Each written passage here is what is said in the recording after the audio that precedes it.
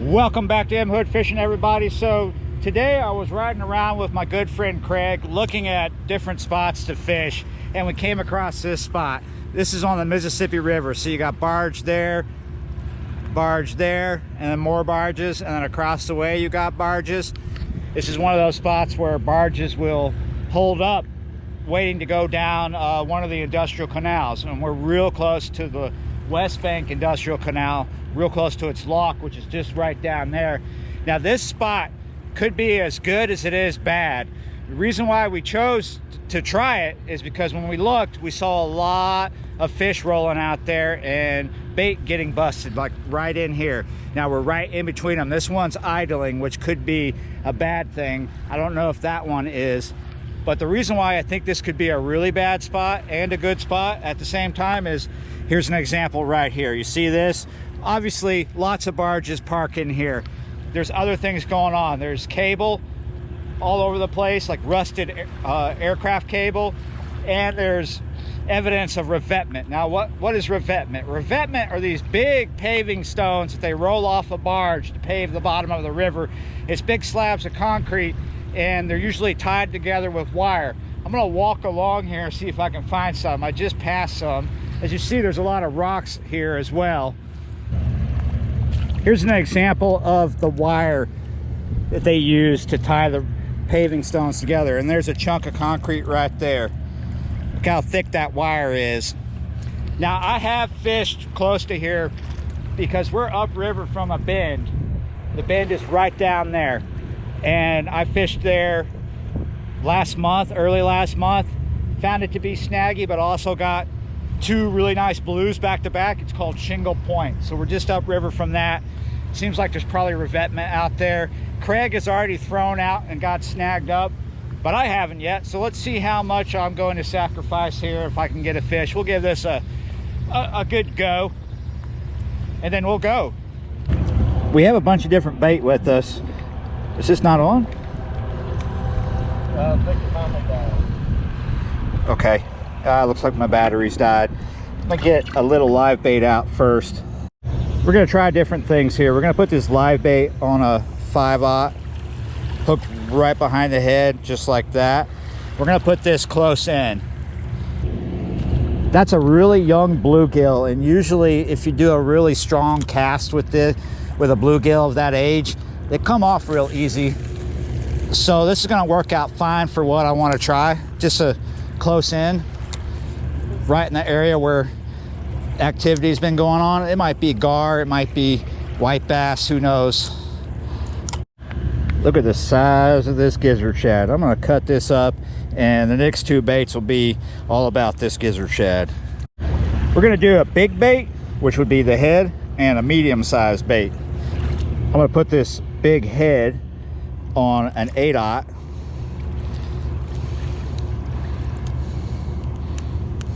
There we go. Get that scale off.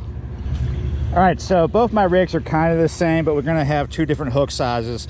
3 ounces of lead on a sinker slide right there, and over here, essentially the same, a 3-ounce lead, but a donut shaped lead. And this is a 5/0 circle hook here. We're just gonna come through the top of this piece of cut bait here, just like that. Make sure there's no scales. So the leaders are 50-pound mono, and I'm running 80-pound braid for my main line, and these are my two 12-footers. We have to wait for this barge to pull out, but it shows us that all the way down this stretch, it's just barge after barge. Look how many are bounded up to each other right there past where he was. A lot of activity here, excuse me.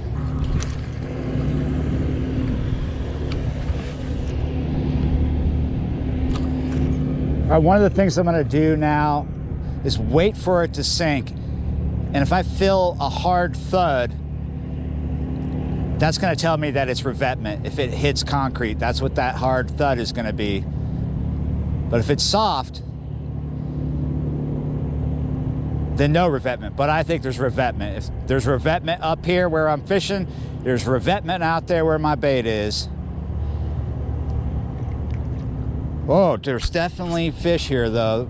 There's fish busting bait left and right here. I don't know what is doing that. That's not mullet. I don't feel anything quite yet. Strong current though. Wow, this might actually be snagged. I'm not sure. I mean, it's a possibility. This current is so strong out there. It's brought my bait like really close in, but I think it's still in fairly deep water. It's just straight out this way. Should be more like this. Pretty sharp angle to the bank here, but not all the way up on the bank. We'll let that sit for a second and we can put out the other rod. I don't know if I can do it or not because something just hit that live bait.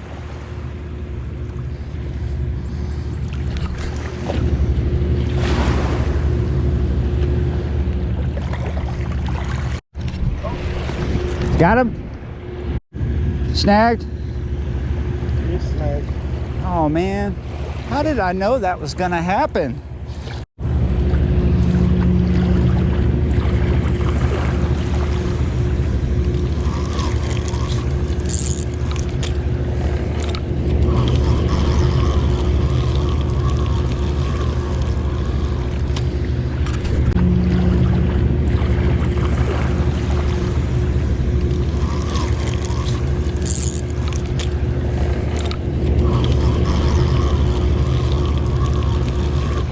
I got everything back besides the hook. Oh, we got something here. Let me tighten my... I just came over to check this rod out and I felt it. Oh. The line was on some revetment. I don't feel the fish anymore. I don't even feel anything. There was something here. Hopefully my line didn't just get cut. I have a feeling it did. That's one of the biggest issues with fishing spots like this. There are big fish here, but when you're using braid, yeah, dang it, big fish just run me up against something and cut my line.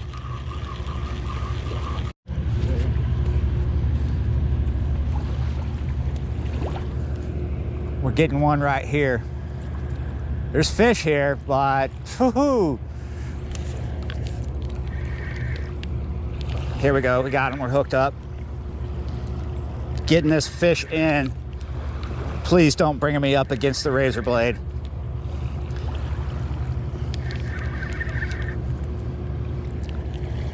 Oh, come on. I gotta horse him up.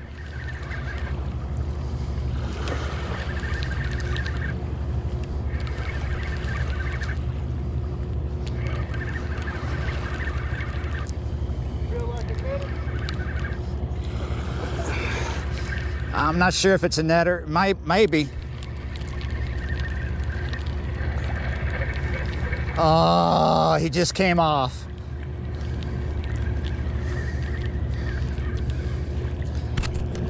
Oh my goodness, look at all this, guys. What is that?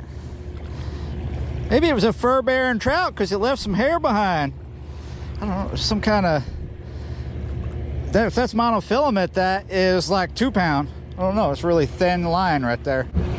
Craig just said something that always makes a lot of sense in places like this where you're sure there's revetment and it's very snaggy. What did you say? You throw it out and you wait. Wait till you have a fish on or you may not get it back. That's right.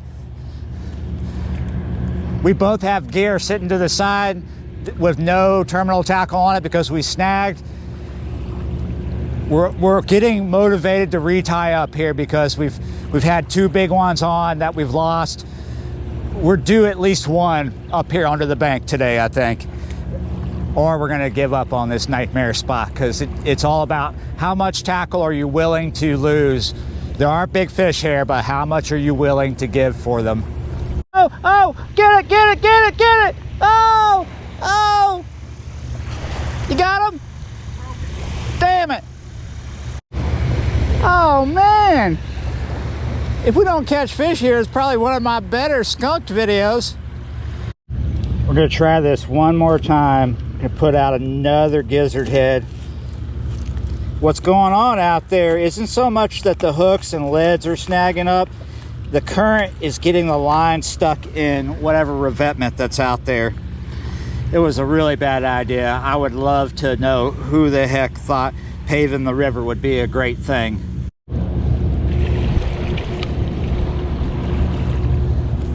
Come on, just take it.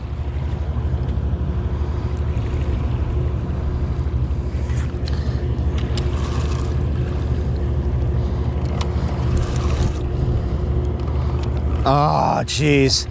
Even with the mono, same thing. We got a fish on here. I'm gonna give him some slack.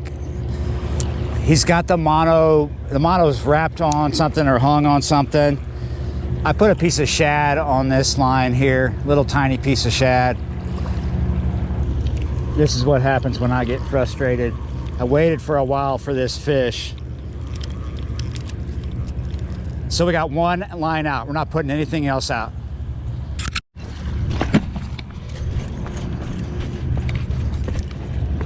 Here we go. Let's see if he cuts through the line.